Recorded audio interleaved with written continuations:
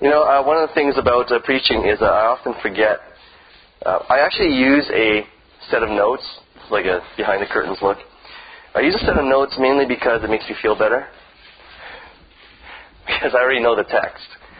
But it makes me feel better to hold something. And what I'll use this for is for the reading itself. So if I can get to the next slide. We're actually not going to have a special reading of the text beforehand. I'm going to go through the text with you, and we'll read it together. I've named today's sermon, The Agony of Job. So this is Job. This is probably my favorite picture of Job, painted by Jean Bonnat.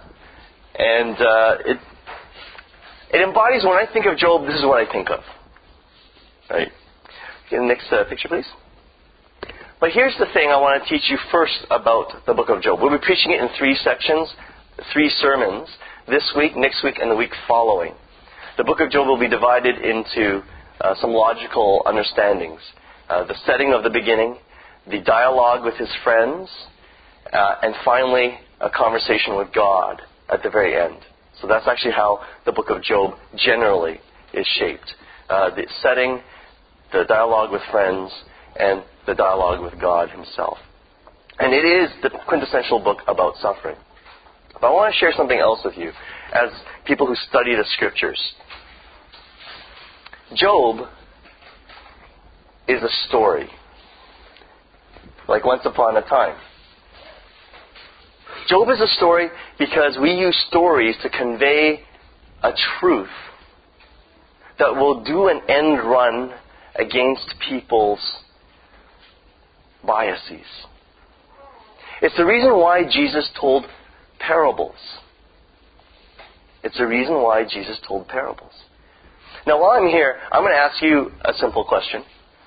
What is one of your favorite stories?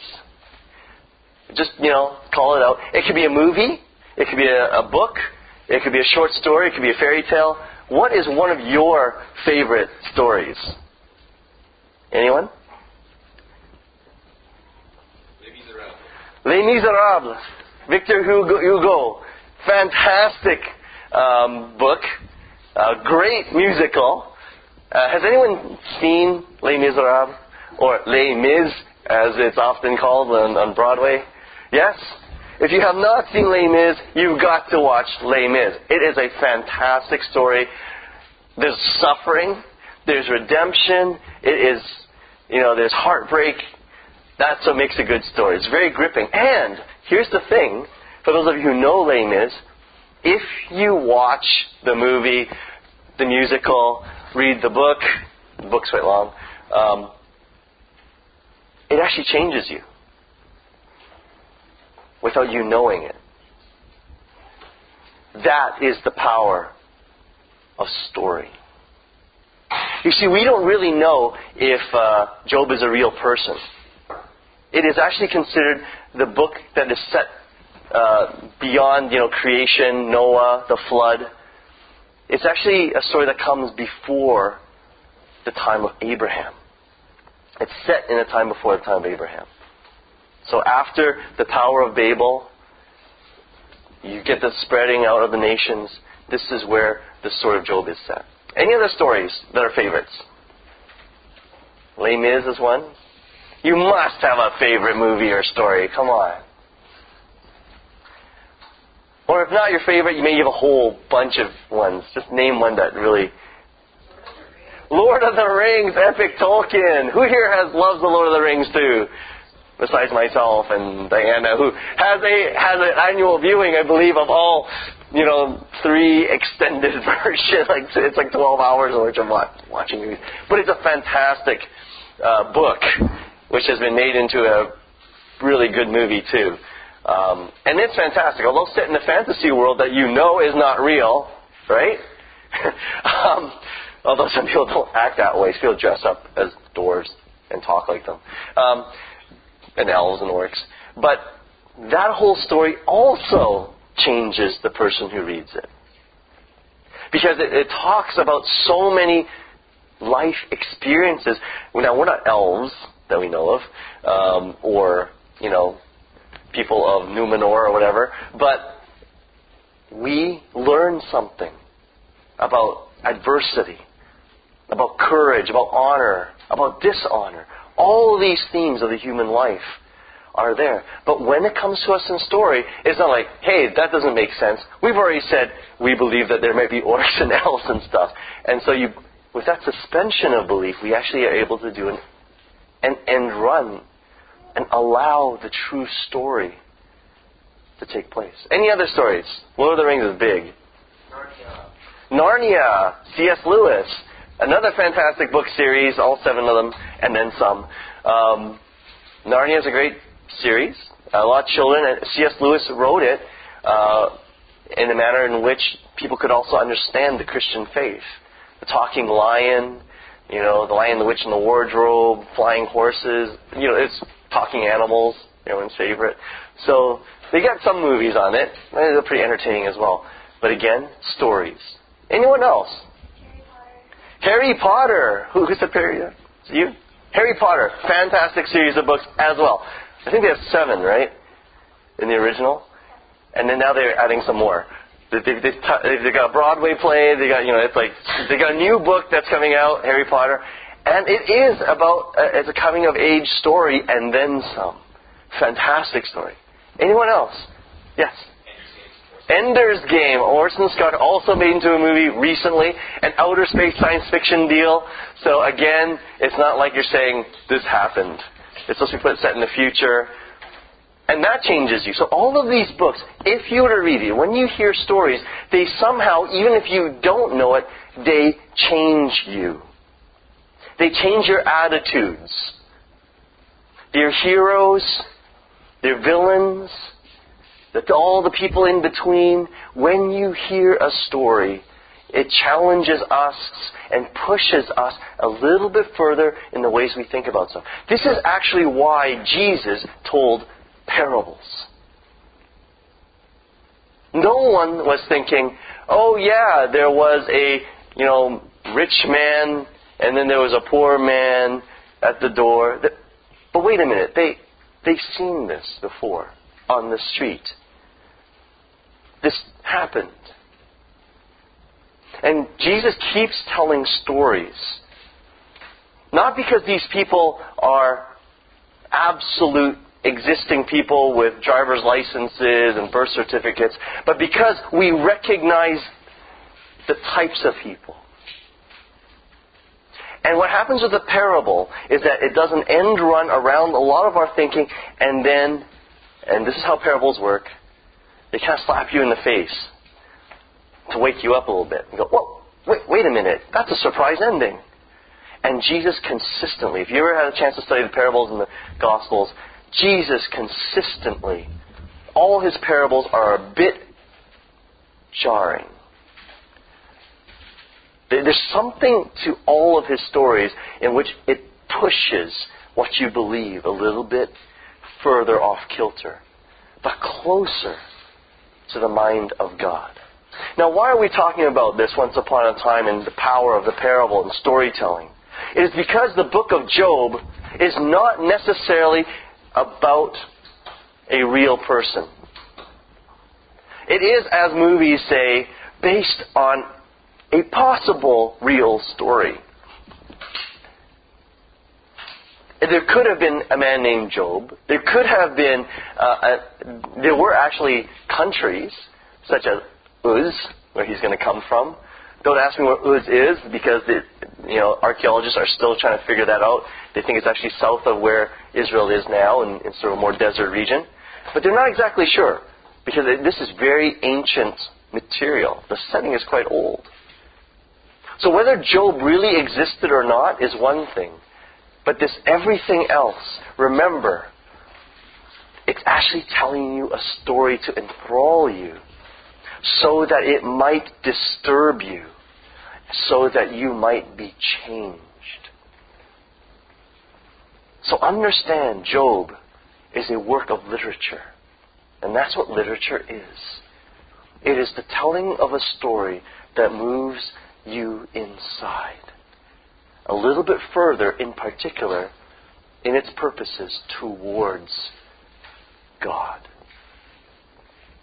And there is probably no more complex book than Job when it comes to literature in the Bible. Some have actually even commented in the Old Testament, there is no story that surpasses Job in its artistry.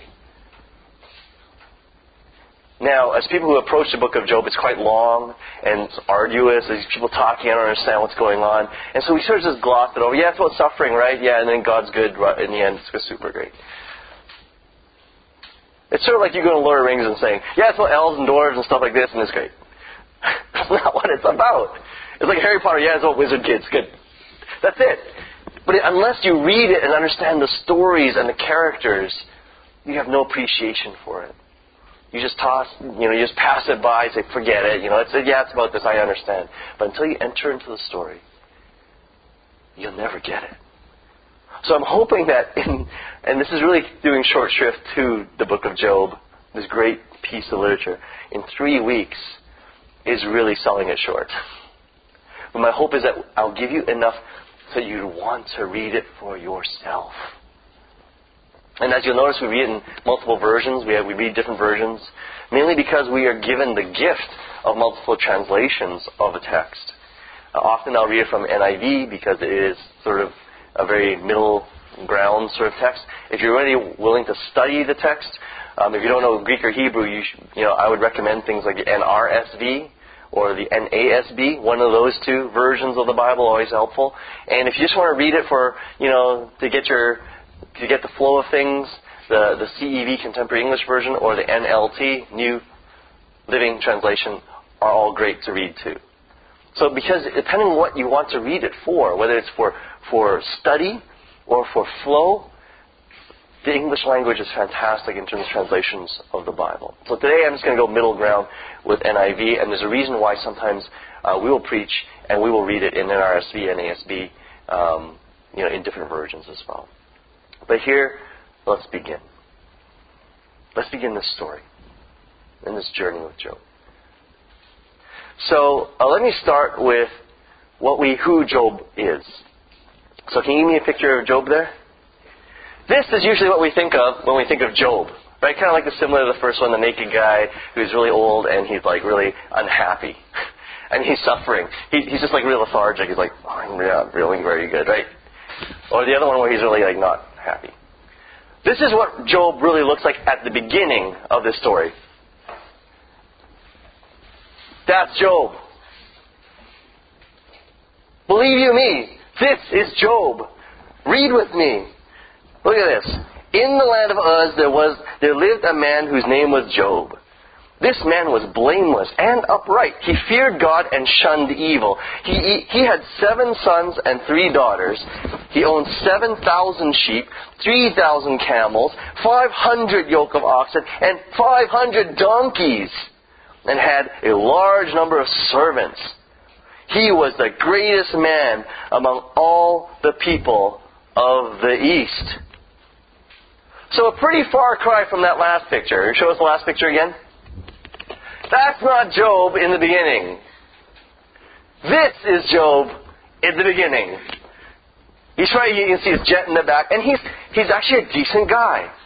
Amongst all the people, after the Tower of Babel and all that, he is still a person who respects God.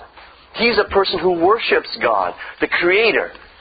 Somehow through his lineage, through Noah and the whole lines, that if you were to read the Genesis, but he is also extremely wealthy. If you look at this text, there's a reason why they've set it up the way they have.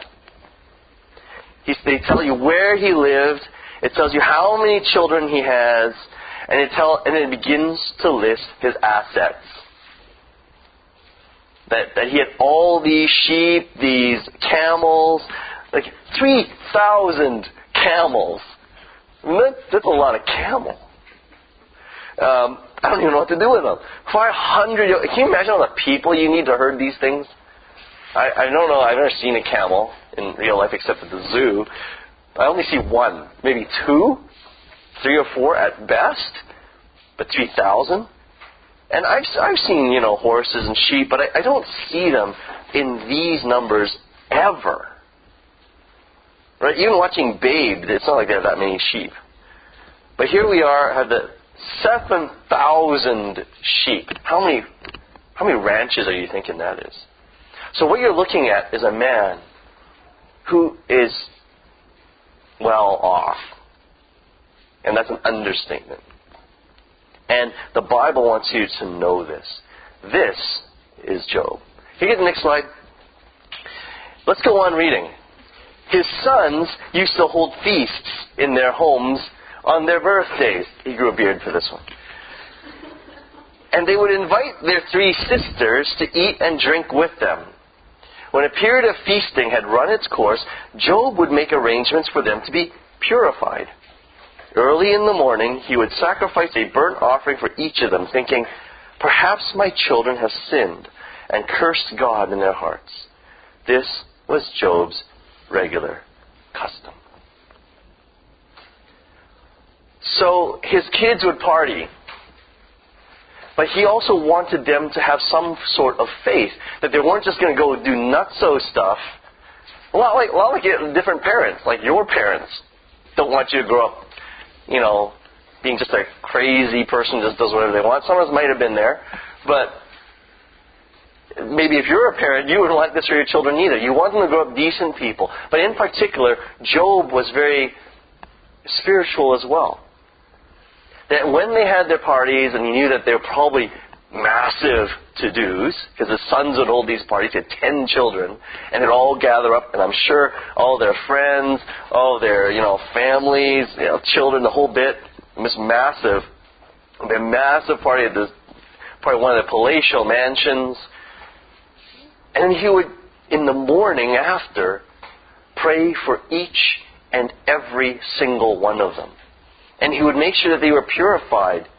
He would make sure that, look, what did you do? He'd be checking in. He'd go, right, we're all in the straight and narrow? That's what he's checking in on them. So he really had a deep sense of wanting legacy, that his children would worship God, that they, were a family that, pursued God's heart. And if you saw some of our child dedications, that's kind of like a similar thing. So I hope you have a better perspective of who Job was and who he will become again. Oh, I hope I didn't spoil it for anyone. He gets not only back to this, it's like 10 times this. But this is where he began. This is a story about a very wealthy, very godly, very caring person. And then we really will see what's going to happen. And here's the setup. If you read the text with me, moving from chapter 1, verse 6 of Job. One day the angels came to present themselves before God, and Satan also came with them. The Lord said to Satan, "Where have you come from?"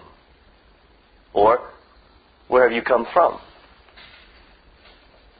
There's a difference in how you read that. Satan answered the Lord, "From roaming throughout the earth, going back and forth on it." Then the Lord said to Satan, "Have you considered my servant Job? There's no one on earth like him. He's blameless and upright, a man who fears God and shuns evil." "Does Job fear God for nothing?" Satan replied. "Have you not put a hedge around him and his household and everything he has? You have blessed the work of his hands, so his flocks and herds are spread throughout the land. But now stretch out your hand and strike everything he has, and he will surely curse you to your face." The Lord said to Satan, "Very well then. Everything he has is in your power, but on the man himself do not lay a finger." Well, this is the setting. And remember, I told you this is a parable. This is a story. Do you believe in elves and dwarves? No. But do you believe in their character? Yes. Well, another interesting aspect of note is when you read the word Satan, we always think of the embodiment of the devil. And that's, well, maybe what he is. But if you read the Hebrew, it's ha-satan, which means, and the word Satan actually means this. It means adversary, the prosecutor. In some cases, we talk about, I don't know if you've heard the term, the interlocutor, the one who tests you. The question here is that who is he adversarial towards? And there's a few schools of thought. One of them is that he's obviously adversarial towards God, testing him, where God says, hey, look at Job. He's a good guy. And so he says, no, he's not. Or is he the adversary of humanity? Is Satan a real person, a figure? The answer is yes, because we're taught that in Scripture. And this is one of his embodiments. But in this case, he serves a purpose in our story. There are spiritual aspects of evil and spirits. But in this case, the Satan, the adversary, is his name. And he is an adversary both to God and an adversary to humanity. In particular, he's here to spoil the party. Not just Job's party, but God's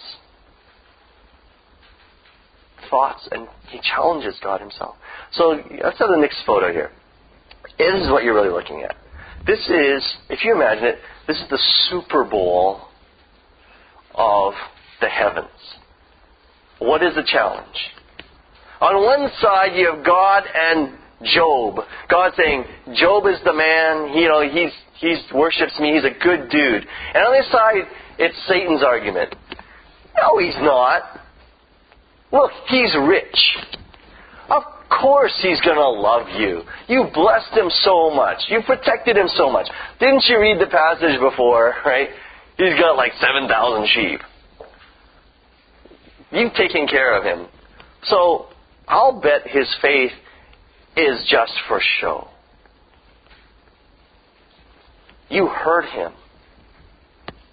You give him some suffering, something that's like a thorn in his side, and he will curse you to your face. Let's make a bet, Lord God Almighty. That's Satan's position. And so what the story really is, when you set it up, it's this. This is the world that Job does not see. But you, as the story reader, get to see it. That there's something else going on, a deeper question. And there are some other questions as well that arise. Like, why does God accept this? Is it because God is frivolous and says, okay, yeah, you can take Job's stuff. You can hurt Job. Remember, this is a parable. And so when you hear that, you're supposed to go, yeah, what's up, God? What's up, God? Why did you take this bet with Satan? Isn't that kind of dumb? Don't you care about Job and what happens to him? What's wrong with you? Now, you might not say this out loud in the church. You might not say this out loud in the temple because, there'll be other people who go, hey, wait a minute, you don't question that. But this is what the text is actually asking you to do. What is going on here? Why is God interacting with Satan? Remember, this is not literal. This is a parable. But what it is beginning to set up is something already, a foreshadowing. How much do you question God? What is the foundation of your faith? Do you worship God because everything goes well? Do you worship God because you want everything to go well? Is this the reason why you have faith? Because if you follow Jesus, He will make you healthy, wealthy, just like Job. Is that why you follow him? This is where the story begins. And this is where it begins to push. Whether you know it or not. And sometimes we don't ask questions of the stories. But the lingering question is in the back of our head. Why did God let this happen? But it really reflects back. It's like, why do I? Why is this God worthy of worship? That's the question. It is a Super Bowl for everyone's soul. This is what Job is about. This is the underlying reality. So let's move into the first test. Now, God has told Satan, or the adversary, the tester, the mean-spirited one, that he can have control over all that he has, but he cannot lay a finger on Job. So, let's see what happens. Round 1. Next photo, please. Then Satan went out from the presence of the Lord. One day, when Job's sons and daughters were feasting and drinking wine at the oldest brother's house, a party day, a messenger came to Job and said, the oxen were plowing and the donkeys were grazing nearby, and the Sabaeans attacked and made off with them. They put the servants to the sword, and I am the only one who has escaped to tell you. While he was still speaking, another messenger came and said, the fire of God fell from the heavens and burned up the sheep and the servants, and I am the only one who has escaped to tell you. While he was still speaking, another messenger came and said, the Chaldeans formed 3 raiding parties and swept down on your camels and made off with them. They put the servants to the sword, and I am the only one who has escaped to tell you. In one fell swoop, everything that the empire of Job is based on, all his finances are swept up, either by raiders or by natural disaster. Now, the raiders you can understand. That's just humanity at its worst, sin. But natural disasters too. So you can't go, well, yeah, all suffering is based on the sins of others, of people. Here you also are given the fire from heaven itself. I don't know if it was lightning or it was a forest fire or whatever it was, but it's a natural, seemingly natural disaster. But realize that everything natural back in that day was understood as coming from heaven. The inexplicable, that God let this happen. Of the natural order or disorder, however you like to see it. But in short, round 1, Job lost his entire wealth.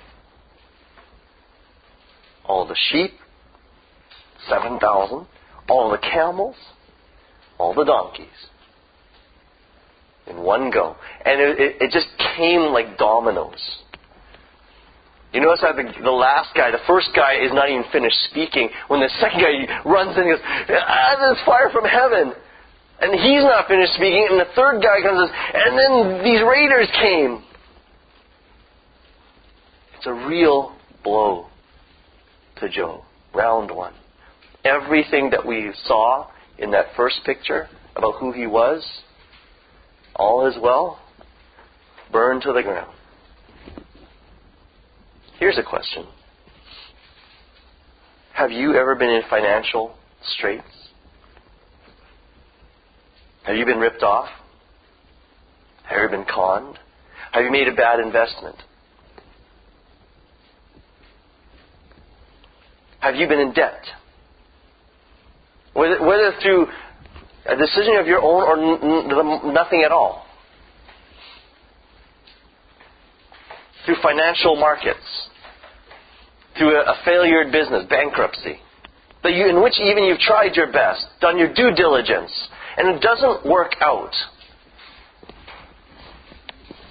It could be something that you lent to someone and it was never returned. And you took a loss. Anyone have those financial realities? Yeah, of course you do. This is life. Maybe not on Job's scale, where he loses everything. But there are things that hurt. I don't even like parking tickets. It's a lot of money.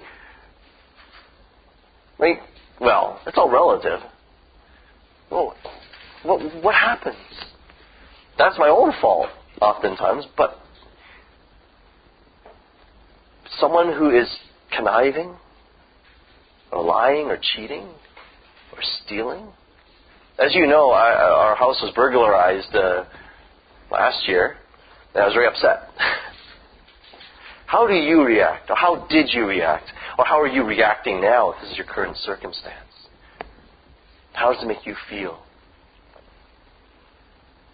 And how does it make you feel towards God?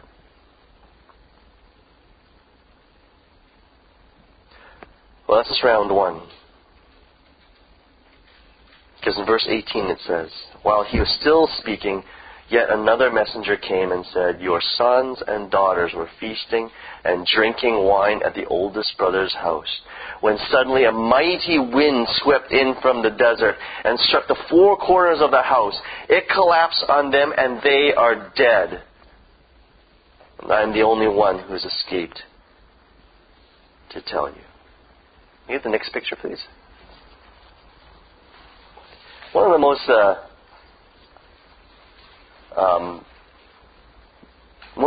sad things that happened for me this past week was hearing that a friend of mine had their first child, but the child didn't make it. It's actually a friend of Norman's and mine, actually. A good friend of mine. I've known him since he was in high school. His first child passed away. They were born, but they didn't survive. I have been to funerals in which, and these are the worst funerals because they're funerals for infants. No parent should have to deal with that, but they do.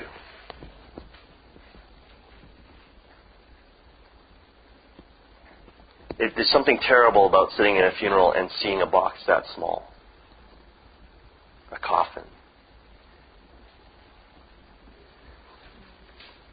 Job had 10 children. I don't know how big their families were. I don't know what grandchildren they had. But he lost his entire legacy in the next generation. It's completely wiped out. The level of Job's suffering or trials is immense. The loss of absolutely every asset. And then, compounded on top of this in the second round, or the tail end of this, he loses the people he loves. Remember, Job is the one who every morning after they gather, he prays for each of them by name. And he connects them to God because he purifies them. He asks them, he talks to them about this God. And where does this wind come from? This natural disaster that wipes them out. For the person who is listening, for all of us, we think about those who we may have lost in tragedy.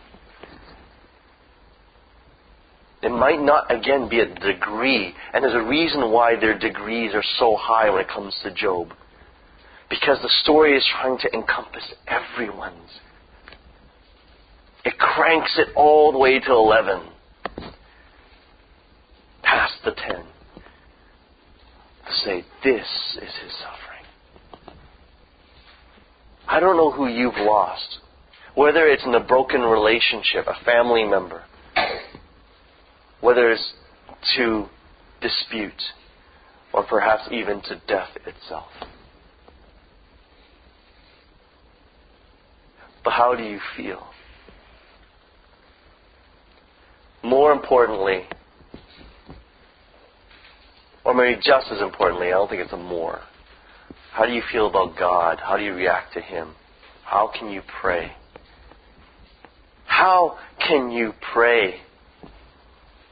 How does one pray when you've either lost your fortune or your family? What does one say?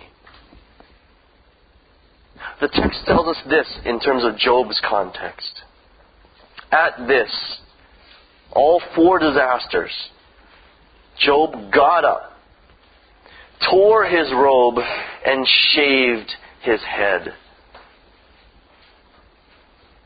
Then he fell to the ground in worship and said, "Naked I came from my mother's womb, and naked I will depart. The Lord gave, and the Lord has taken away. May the name of the Lord be praised." In all this, Job did not sin by charging God with wrongdoing. I mean, the agony he was in, he just tore his clothes apart. And he shaves his head as a sign of, what else do you do?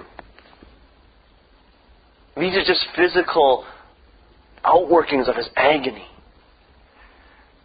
And this was agony. We are meant to feel this. But then, his prayer.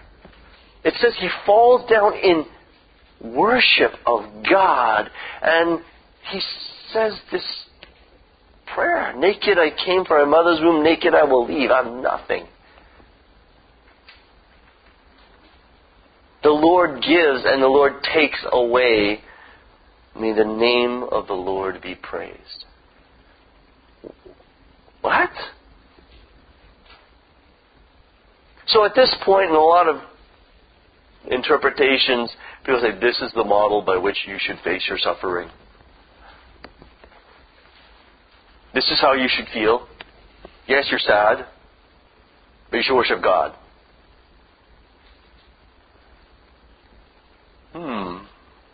Is this really what the book of Job is about?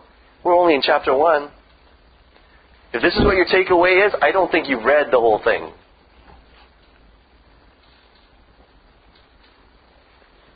It gets worse. Believe you me. Back to the Super Bowl. Another day the angels came, this is chapter 2 now, to present themselves before the Lord, and Satan also came with them and presented himself before God. And the Lord said to Satan, "Where have you come from?" Satan answered the Lord, "From roaming throughout the earth, going back and forth on it." Then the Lord said to Satan, "Have you considered my servant Job? There's no one on earth like him. He's blameless and upright. He's a man who fears God and shuns evil. And he still maintains his integrity, though you incited me against him to ruin him without any reason." Without any reason. "Skin for skin," Satan replied. "A man will give all he has for his own life.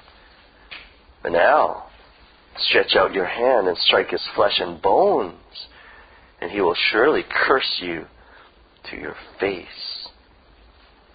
The Lord said to Satan, "Very well. Then he is in your hands. But you must spare his life." Whoa! What? What? You mean that wasn't bad enough what already happened to Job? Can you get the next slide?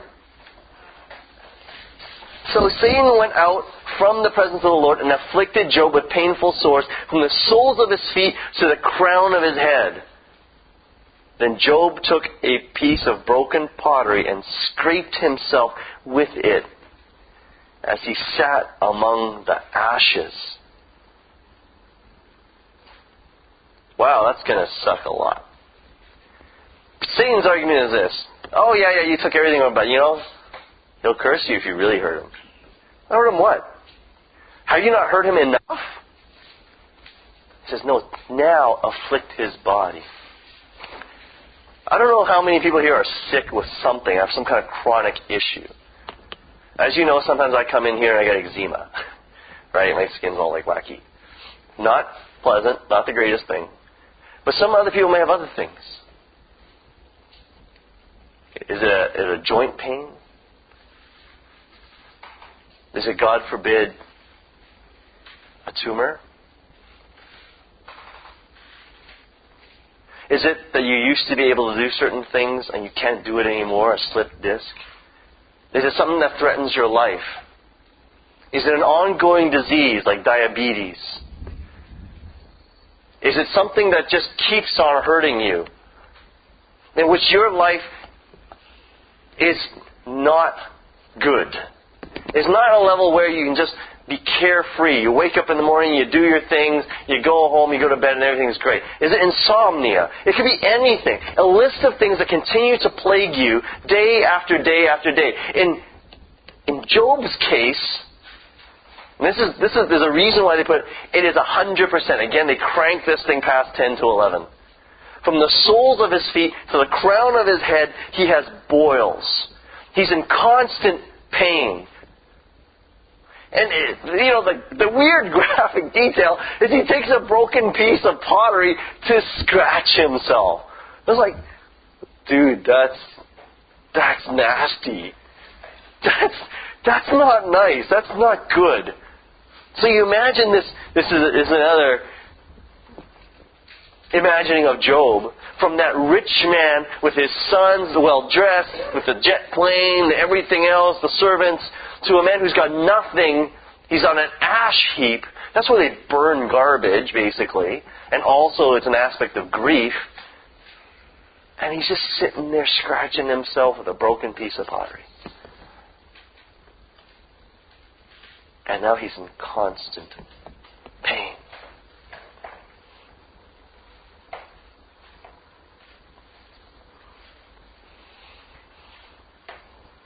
This is the story.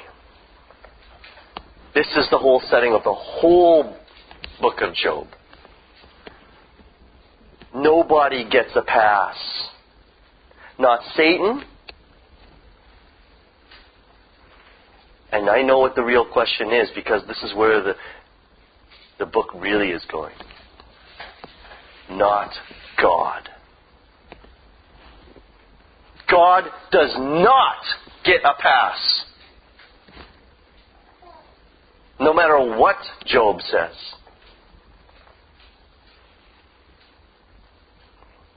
How do we react to suffering? Now, it's one thing to see a lot of suffering on TV because they like showing us suffering on TV. At least in Canada, they have some great, personal interest type stories that at least are a little cheerful. Because there's a lot of good things that happen in life, okay? There really are. A lot of fantastic things. But you know what's going on in your own life. You know what sucks in your own life. You know what hurts in your own life, and perhaps in the lives of those who are close to you.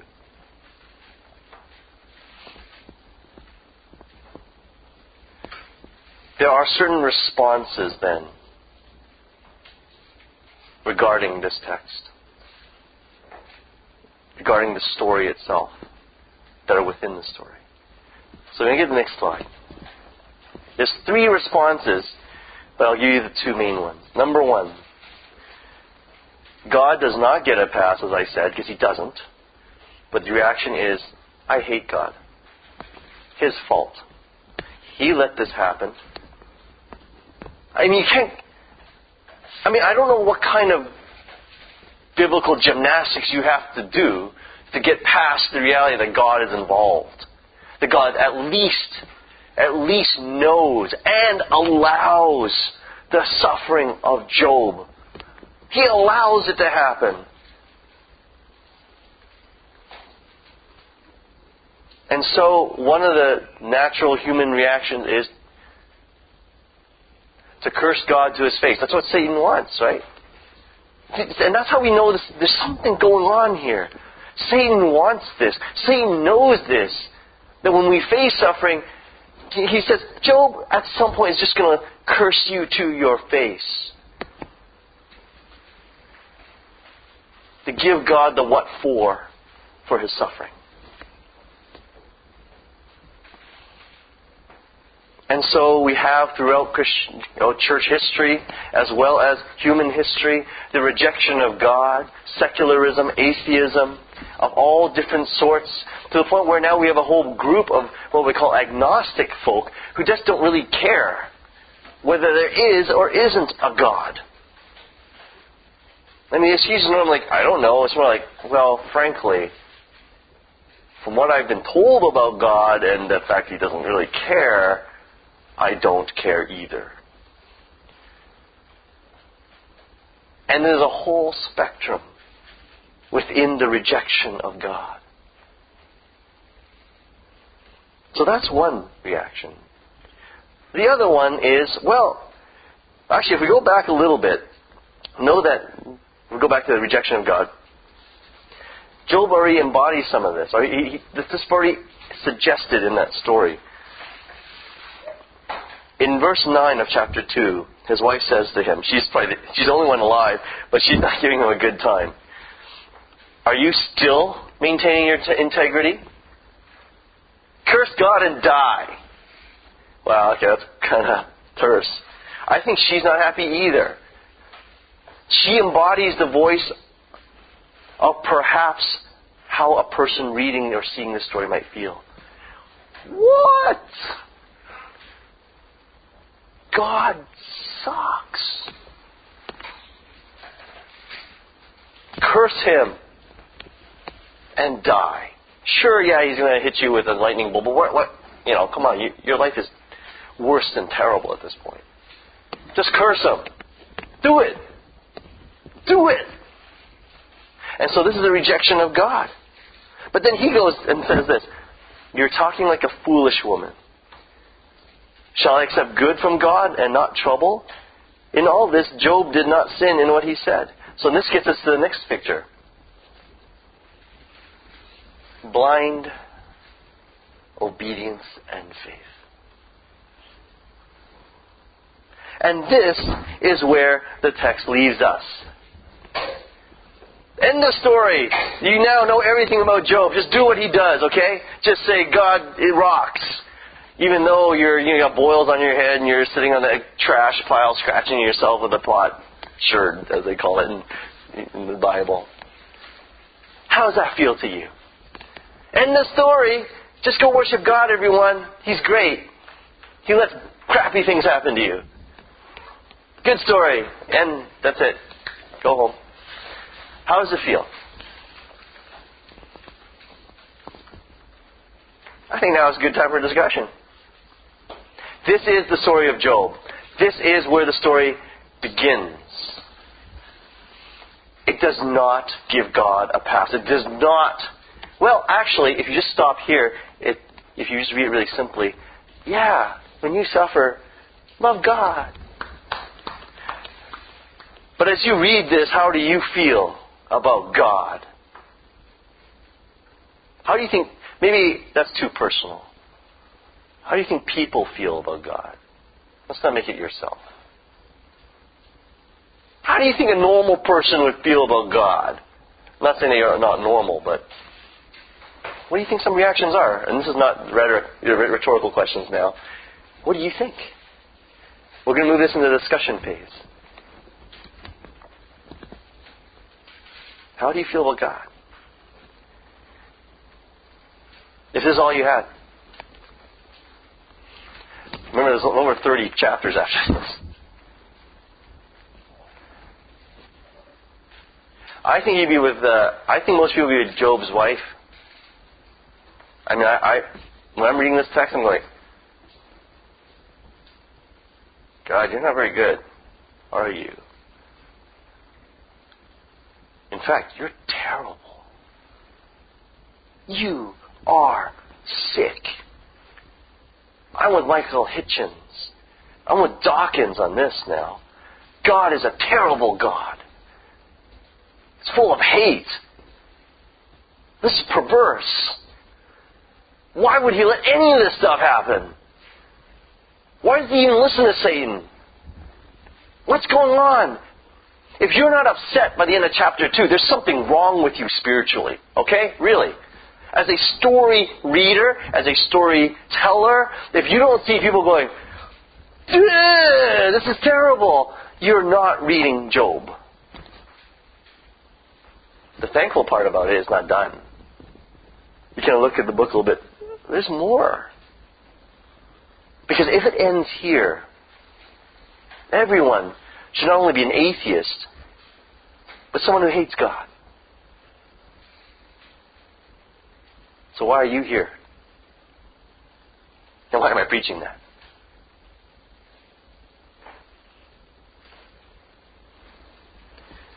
Can you do the next slide? I told you that there's two responses. Reject God or blind faith.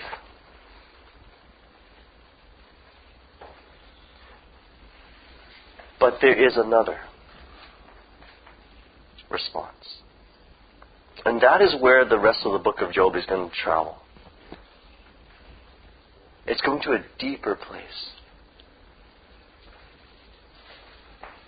And that's why this sermon today is actually the setup, but it needs to be heard. Have you ever been upset with God? Have you ever been upset with your parents?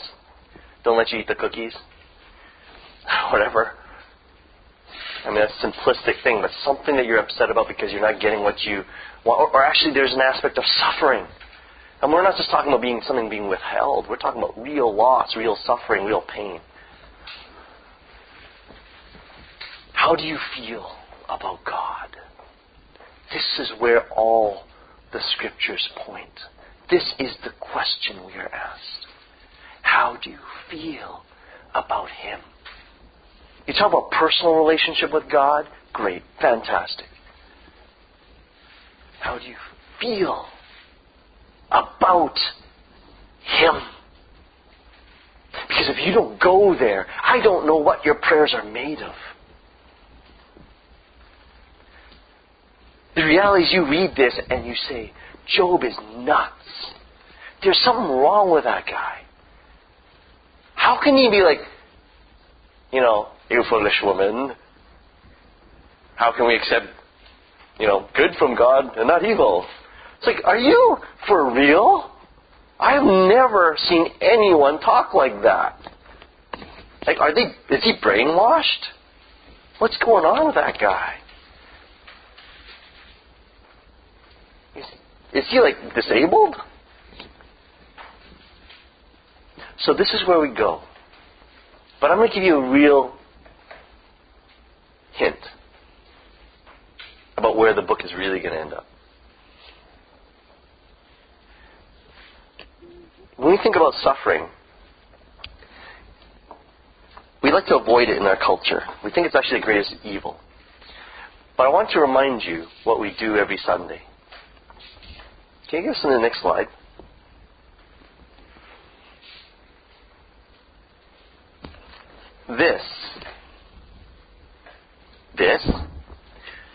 This is blood. That's what it represents. This is flesh. This is a real small and nice version of a method of execution.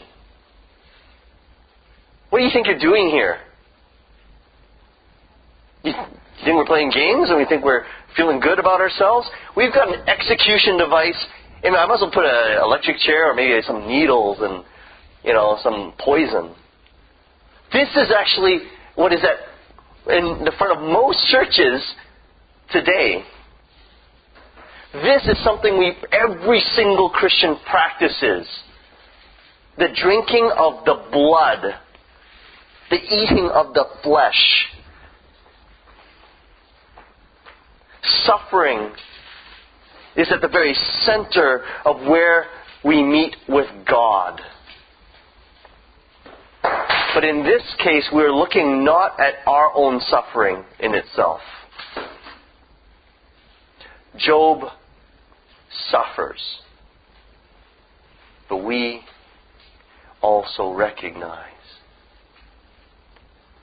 God suffers. I mean, God's story, Job's story is really wacky. They cranked the whole thing to 11, right, as we say. That's not normal suffering. We all suffer, but usually it's not that bad, is it? Maybe we should ask some of our Syrian friends. Some who have actually lost their entire families. Whose entire fortunes are completely destroyed.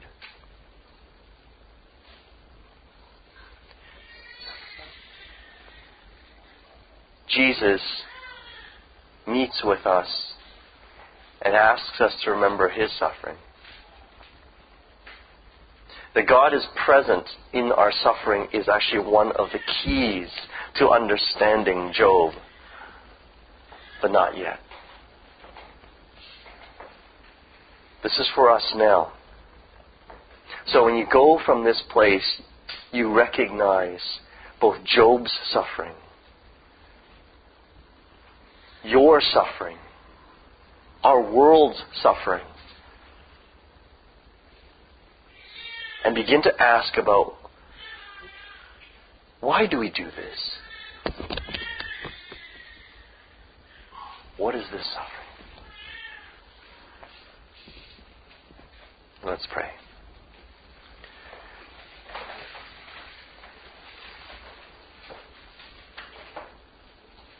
God, how can we say to you, we'll take the good and the bad from you. It's hard for us sometimes to think poorly of you, because we've been inured to think only good things about you. But perhaps in the back of our minds, in the crevices, we doubt.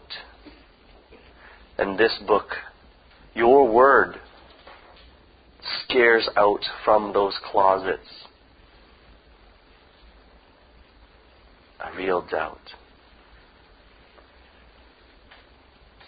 Real questions. And we visit that once again, not just merely for our sakes. Perhaps our faith is unshakable, Lord, and you would know that. Or is it? We also look upon the world and our friends who don't feel the same way as we might about you. They only hear stories like Job's. And now we begin to perhaps understand why someone might hate you, might reject you. Perhaps we've been there ourselves. And so, Lord, have mercy on us. As we come to this table, help us to find solidarity with you, realizing that it is you who come to express solidarity with us. Help us to fathom these mysteries. Help us not to be comfortable. Help us to know you. Amen.